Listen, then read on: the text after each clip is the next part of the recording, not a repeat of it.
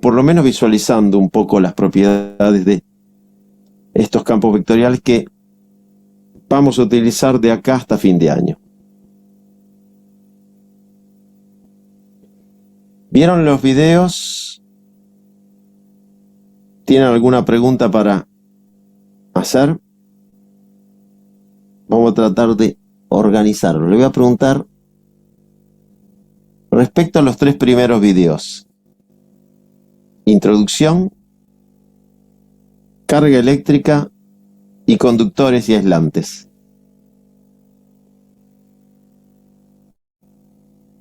De mi parte no, profe. Eso está bastante claro. Capaz que los otros dos después le pregunto. Los otros 2 son un poquito más complejos, exacto. Los primeros son muy descriptivos. Describen cómo fueron siendo determinados los conceptos de carga eléctrica en función a otros conceptos ya conocidos. Nosotros conocíamos el concepto de fuerza, la distancia entre cargas, y en base a eso, la distancia entre la ubicación, y en base a eso, ese comportamiento de que esos cuerpos cargados recibían fuerzas entre sí, de acuerdo a la clase y a la magnitud de sus cargas. Cómo Coulomb fue estableciendo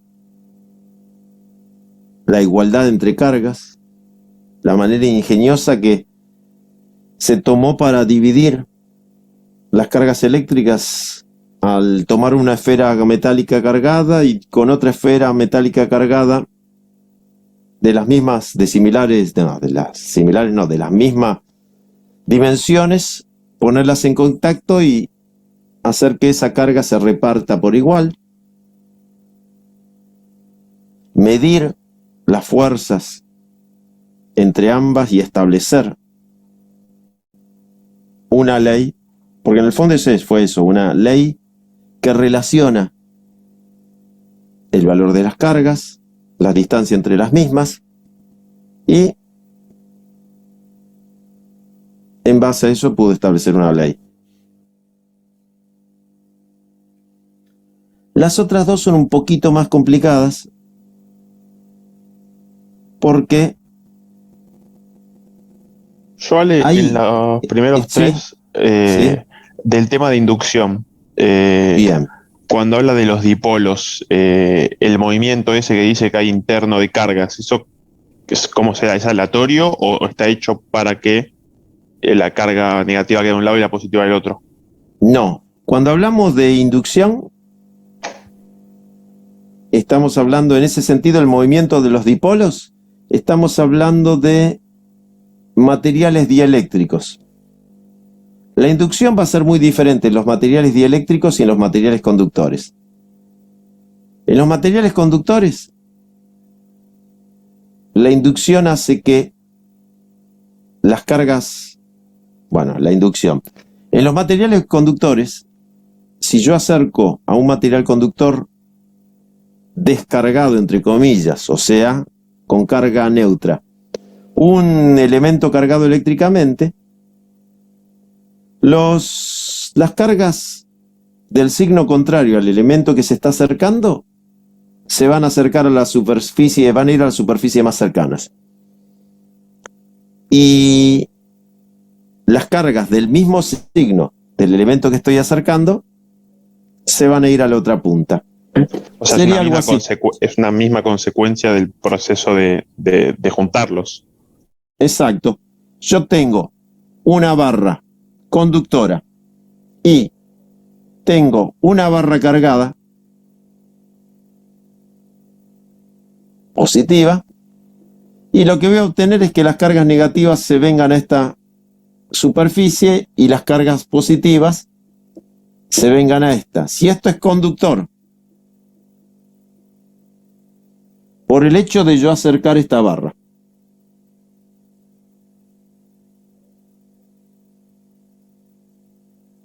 ¿estamos hasta ahí, Santiago? Sí, sí. Ahora, si en vez de tener un elemento conductor, yo tengo un dieléctrico, No sé si llegás a ver hasta acá abajo. Sí, Sí, cuando hablas de dieléctrico, ¿es un aislante o es otra cosa? es exacto, es un no conductor. Aislantes perfectos no van a existir. Todos con una suerte de a una determinada tensión se van a pinchar. ¿Mm? Pero un dieléctrico es un no conductor.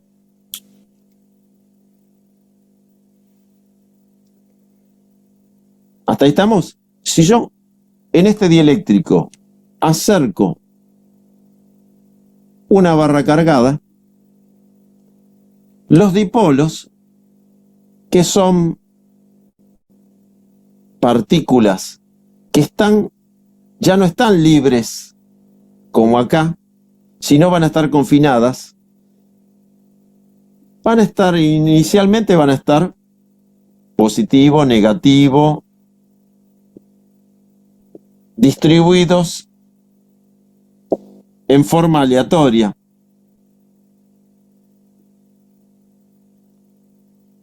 Menos más. O sea, distribuidos no, orientados en forma aleatoria. Pero el hecho de ubicarlos o de ubicarle un cuerpo cargado en las cercanías va a hacer que esos dipolitos se orienten en el mismo sentido.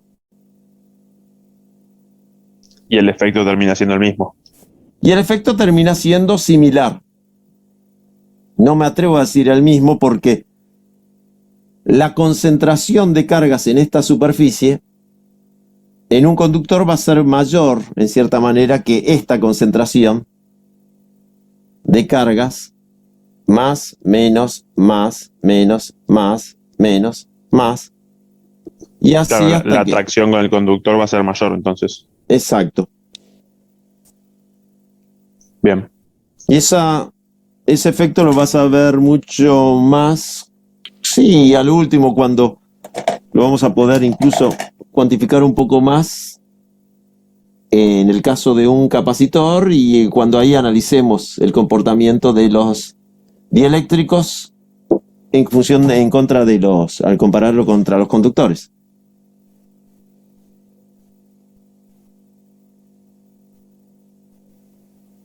¿Estamos hasta ahí, Santiago? ¿O te confundí más? No, bárbaro, vale. Gracias. Bien. Bueno.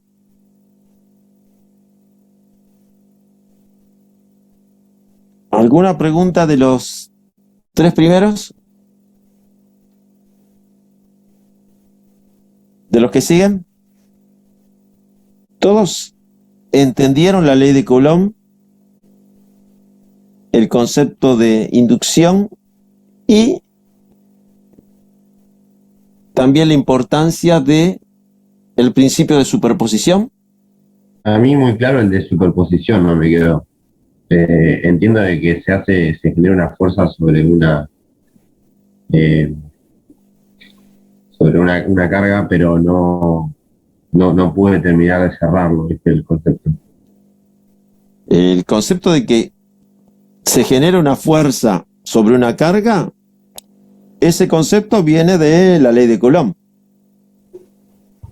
Si yo una carga le acerco otra carga, se va a producir una interacción, perdón, una carga, una carga puntual, le acerco otra carga puntual, se va a generar una interacción. La ley de Coulomb te da el valor de esa fuerza que se establece. Va a ser igual al producto de las cargas, o va a ser proporcional al producto de las cargas, inversamente proporcional al cuadrado de la distancia.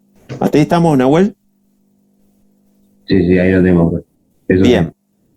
Ahora, voy a analizar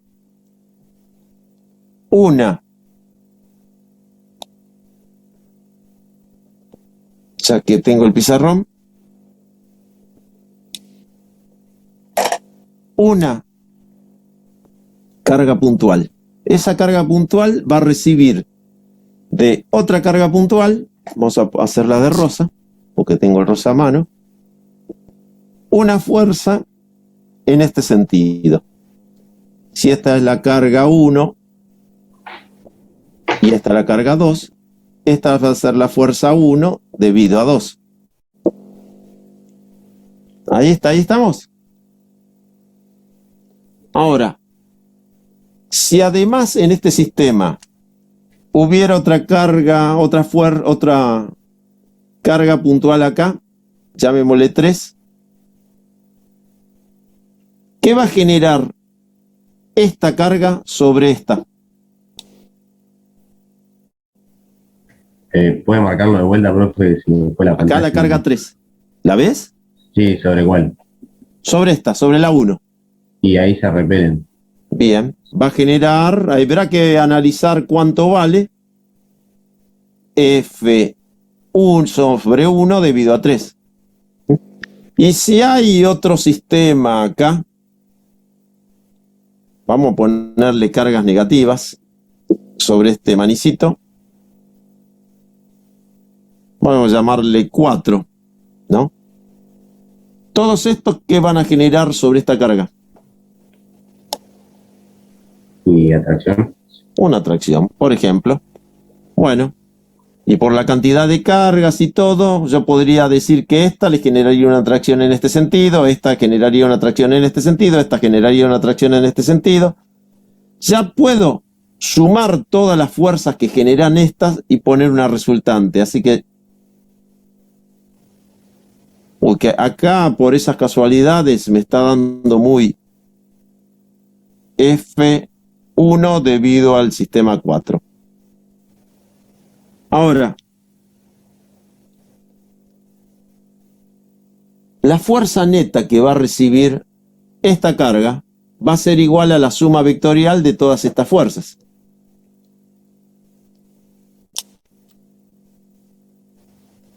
Ok. Estas fuerzas yo las analicé por separado. Esta sobre esta, esta sobre esta y esta sobre esta. Y si hubiera más, también.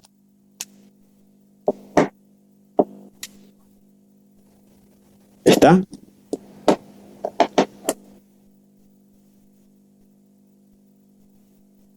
Ahora, tengo que tener cierto cuidadito que esta carga no me modifique la ubicación de estas cargas. O sea que acá voy a decir que estas cargas de este cuerpo, te voy a anticipar que no es conductor.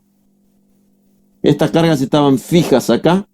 No sea cosa que el hecho de que exista esta carga me modifique esta distribución y entonces esta fuerza no sea exactamente esta. No sé si me entendés, Manuel.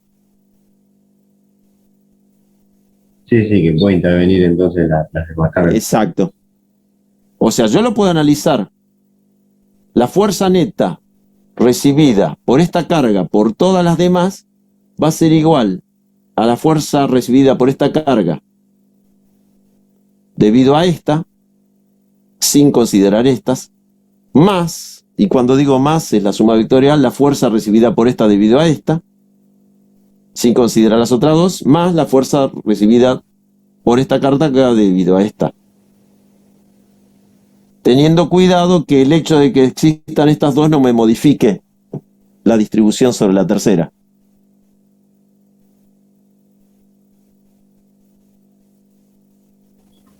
Ok, a mí lo que me dejó pensando es la parte cuando hace la sumatoria en la fórmula, ¿no?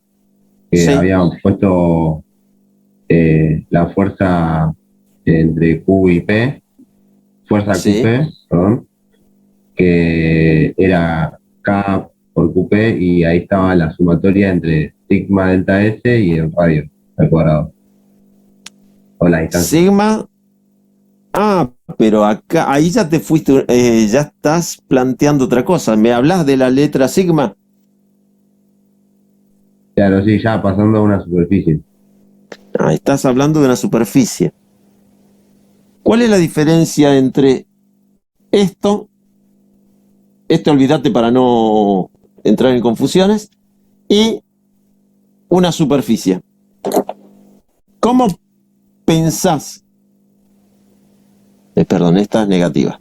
¿Cómo pensás, cómo podés analizar una superficie en base a esto?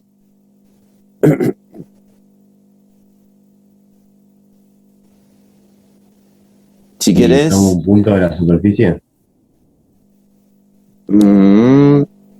a ver, no sé si te estás acercando o no.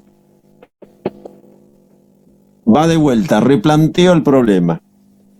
Tengo una carga positiva que yo quiero analizarla, una carga en el punto P positiva.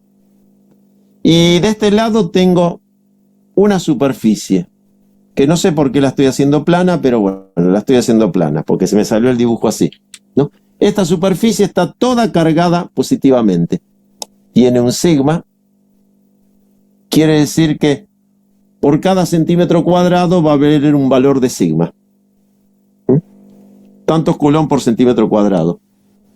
Es más, me animo a decirte que este sigma es constante, o sea que durante toda esta superficie, ¿cómo podemos resolver la fuerza de toda esta placa sobre esta carguita? Aunque sea en un principio aproximándolo.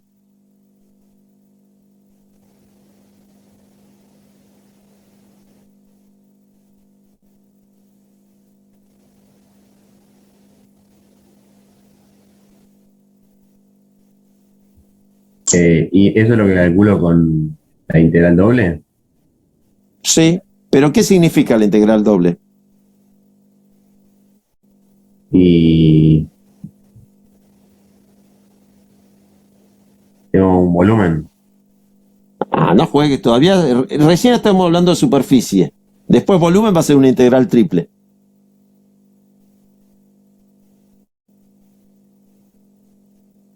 Podemos hacerlo para una línea también, pero vos me hablaste de movida en una superficie. Nosotros podemos, si me permitís esta aproximación, cuadricular esta superficie. ¿Estamos? Y hacer que cada uno de estos cuadraditos en el centro, porque me da la impresión que es más representativo en el centro, está la carga correspondiente a este cuadradito concentrada. ¿Estamos hasta ahí? Sí, sí. La carga concentrada de este cuadradito va a ser, le voy a llamar diferencial de carga, que es igual a sigma por diferencial de superficie. Ese diferencial de carga, voy a tener que cargar hablando este fibrón, me va a generar en el punto P un diferencial de fuerza. Perdón, el punto P. En la carga QP.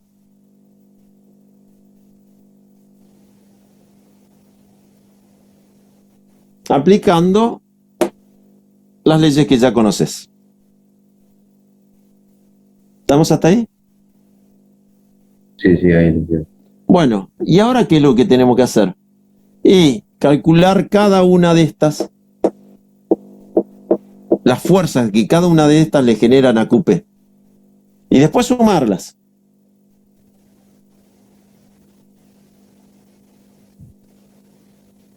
Y vos te podés comprar una computadora de última generación y hacer este cálculo que lo va a hacer en una décima de segundo. O podés buscar algún método analítico y buscar una relación, una función, y tratar de resolver esto con las herramientas, las integrales que tenés, porque en el fondo una suma, bueno, esto, si los cuadraditos lo tendemos a hacer lo más chicos posible, esto se va a transformar en una integral. Sí, es verdad. Entonces, esa va a ser la primera parte, la primera tanda de ejercicios aplicando la ley de Coulomb. En este caso, porque tenemos una superficie. Si tuviéramos un volumen, será diferencial de volumen y la carga concentrada en el centro geométrico de ese volumen.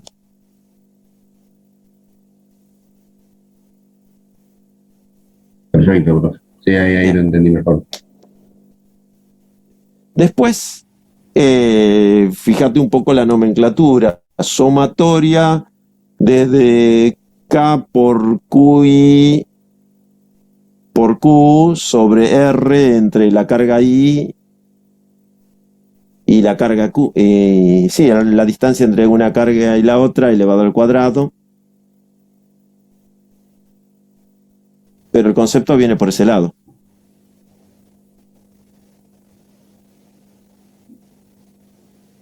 Bueno. Lo del epsilon cero, Ale, ¿cómo era? Epsilon 0. Que estaba en el valor de K, creo. Era Sí. K igual a 1 sobre 4 pi epsilon 0. eco. Por ahora es una relación que no sé si... Fíjense que por ahora podemos decir esto, miren, la ley de Coulomb define una magnitud nueva, carga eléctrica, que no existía. Por lo tanto hay que asignarle unidades. De la propia ley de Coulomb surge que de las unidades que elijamos para la carga eléctrica, surgirá el valor de K, la constante. Decir que K es 1 sobre 4 pi epsilon 0, es decir que una constante es función de otra. ¿Por qué esa otra constante y por qué 4pi? Nos va a quedar claro más adelante, porque aparecen otras leyes vinculadas a los fenómenos eléctricos y magnéticos, y entonces aparecen otras constantes en otras leyes que la ciencia ha decidido que son más importantes, y entonces esas constantes priman sobre la que aparecería sobre la ley de Coulomb, que además queda contenida en otras leyes, y por eso en la ley de Coulomb, en vez de aparecer una constante limpia como K, aparece 1 sobre 4 pi epsilon 0, que es otra constante. ¿Qué quiere decir epsilon 0? Lo vamos a ver cuando veamos las otras leyes. En realidad lo vamos a ver enseguida con la ley de Gauss. Hay otra ley cuya expresión resulta más sencilla si a la constante K de la ley de Coulomb la escribimos como 1 sobre 4 pi por epsilon 0, siendo epsilon 0 otra constante. Perfecto. Es por eso que decía que no se había usado la ley de Coulomb para definir la unidad, es eso, ¿no? Claro, la unidad no de la se unidad usa claro. Está perfecto. Hubo muchas unidades de carga eléctrica que definían otros tantos sistemas de unidades, hasta bien entrada a la segunda mitad del siglo XX. Hasta los 70, estaba el Stat Coulomb,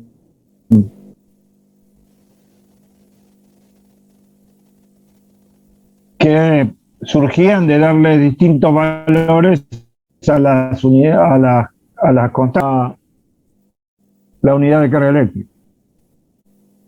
Perdón, a mí me queda una pregunta que quería hacer. Sí, Mateo. Dale.